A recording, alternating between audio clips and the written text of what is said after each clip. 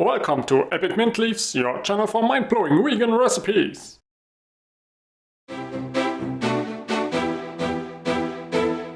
Oil-free, dairy-free, gluten-free, high-protein, super creamy, super healthy, super quick and easy pink hummus. This is the smoothest hummus ever made and it tastes so good.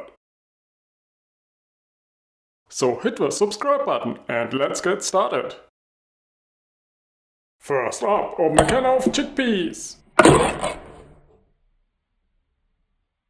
Throw the whole thing, including the aquafaba, into a blender, along with 2 small cooked beets, a little jar of tahini, 2 tablespoons of lemon juice, half a teaspoon each of garlic and cumin powder, and season with salt. Next, blend it until super smooth and super creamy.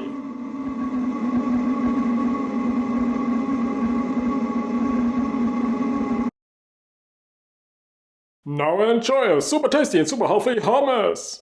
Thanks for watching.